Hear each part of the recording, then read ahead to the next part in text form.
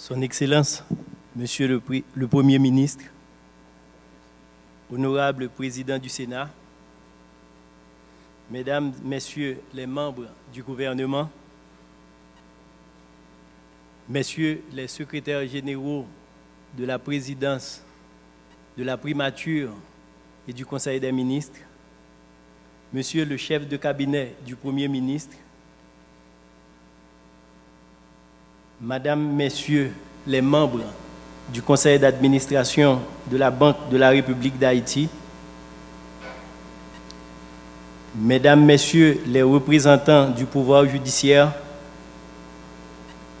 Mesdames, Messieurs les membres du corps diplomatique, Mesdames, Messieurs les hauts fonctionnaires de l'administration publique, Mesdames, Messieurs les cadres de la Banque de la République d'Haïti, Mesdames, Messieurs les membres du secteur des affaires, Mesdames, Messieurs les membres de la presse, distingués invités, Mesdames, Messieurs,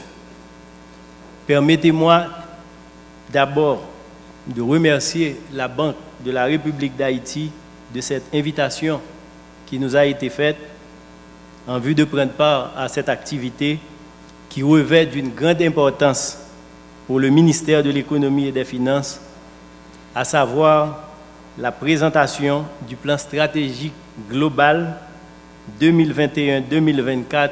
de la Banque centrale. Qu'il me soit permis de féliciter toute l'équipe de la Banque centrale qui a mis à profit leurs compétences pendant environ 5 années sous le leadership global du gouverneur et du gouverneur adjoint en vue de doter la Banque centrale d'un plan stratégique sur 3 ans qui comprend un ensemble de domaines d'importance comme la politique monétaire et l'inclusion financière, 2 domaines clés pour lesquels le ministère de l'Économie et des Finances manifeste un intérêt particulier. Il n'est pas sans savoir que le MEF est le partenaire immédiat de la Banque centrale dans le cadre de la conduite de la politique monétaire. Aussi est-il important pour moi de rappeler que l'efficacité et le choix des décisions de politique monétaire dépendent bien souvent de la posture de la politique budgétaire menée par le gouvernement à travers le ministère de l'Économie et des Finances. De plus, l'harmonisation de ces 2 politiques, à savoir la politique monétaire et la politique budgétaire, constitue un élément fondamental dans cette quête de stabilité macroéconomique nécessaire à l'attraction des investissements et à la création d'emplois. C'est dans cette optique que le ministère de l'Économie et des Finances se réjouit de pouvoir prendre connaissance des nouvelles orientations que la Banque centrale veut se donner pour les 3 prochaines années en vue de continuer à remplir sa mission que lui confère la loi du 17 août 1979 et dans la lignée de cette perspective de modernisation de l'administration publique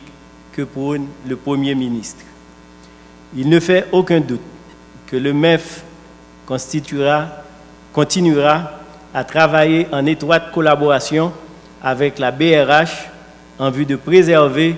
le peu de progrès enregistrés dans l'environnement macroéconomique et de favoriser d'autres avancées qui permettraient de créer un climat propice à la stabilité des prix. Mesdames, Messieurs, pour ce qui concerne le domaine 1 du plan stratégique de la Banque centrale, à savoir mission statutaire et politique monétaire, le ministère des Finances croit effectivement que la croissance économique doit être stimulée et soutenue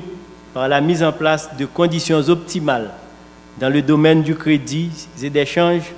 en utilisant les instruments de politique monétaire et les programmes dont dispose la Banque centrale avec, bien sûr, la participation du ministère de l'Économie et des Finances dans la préservation de la valeur interne et externe de la monnaie nationale. Dans ce même domaine du plan stratégique, le ministère de l'Économie et des Finances se réjouit de voir que l'un des résultats attendus concerne l'efficacité dans le traitement des opérations financières de l'État à travers la mise en place d'un système d'encaisse électronique en vue de faciliter le paiement des redevances fiscales et douanières. La sensibilisation des acteurs concernés à l'utilisation du système d'encaisse électronique. La mise en place d'un système permettant d'accéder aux données relatives aux opérations fiscales et douanières des organismes de perception, en l'occurrence la Direction générale des impôts et l'Administration générale des douanes. La sensibilisation des institutions étatiques à l'utilisation des paiements numériques et le renforcement du suivi de la dette publique interne et externe. Vous conviendrez avec moi que le ministère de l'Économie et des Finances manifeste un grand intérêt à la réalisation de l'ensemble de ces activités qui s'inscrivent dans une dynamique non seulement de modernisation des opérations fiscales de l'État, mais aussi de recherche d'efficacité dans la gestion des finances publiques. Le ministère de l'Économie et des Finances se dit donc prêt à œuvrer dans toutes les démarches et initiatives visant à améliorer ou appuyer la conduite de la politique fiscale du gouvernement dans une perspective de parvenir à réduire l'écart entre les dépenses et les recettes fiscales, une condition nécessaire à la réduction du rythme du financement monétaire au profit d'un meilleur cadre macroéconomique. Pour ce qui concerne le domaine 6 du plan stratégique, à savoir inclusion financière, je dois souligner que le ministère de l'Économie et des Finances fait partie du comité de coordination et de suivi de la stratégie nationale d'inclusion financière et a été un acteur clé dans le lancement du plan national d'éducation financière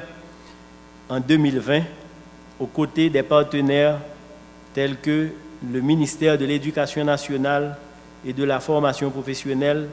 et la Banque de la République d'Haïti. Il demeure entendu que l'implication active du ministère des Finances dans la mise en œuvre du plan stratégique, du programme national d'éducation financière s'inscrit dans une démarche visant à inciter les agents économiques et la population en général à adopter de meilleurs comportements financiers en matière de budgétisation, de planification financière, de manière à bien profiter des opportunités économiques et contribuer ainsi à la croissance économique. C'est dans ce contexte que le ministère de l'Économie et des Finances se joint au 6e domaine du plan stratégique de la Banque centrale et s'associera à toutes les activités liées à la mise en œuvre du plan national d'éducation financière, ceci dans une démarche de renforcement des compétences des populations à faible revenu afin de les aider à faire des choix financiers plus judicieux et devenir plus résilientes financièrement. Mesdames, Messieurs, je ne terminerai pas mes propos sans réitérer cette cohérence qui doit exister entre les politiques des deux institutions, ministère de l'Économie et des Finances, Banque de la République d'Haïti, et la volonté du ministère que je dirige de travailler en étroite collaboration avec la Banque en vue de trouver les meilleures formules de participation active du ministère à la mise en œuvre de ce plan stratégique, notamment dans les domaines qui le concernent, comme la politique monétaire et l'inclusion financière. Je veux aussi profiter de cette occasion pour renouveler la volonté et l'engagement du ministère de l'Économie et des Finances à œuvrer pour un cadre macroéconomique stable et résilient, découlant d'une meilleure harmonisation entre la politique monétaire et la politique budgétaire, ce qui viendra en appui au prochain plan d'action du gouvernement pour un apaisement social et une meilleure gouvernance. Je vous remercie de votre attention.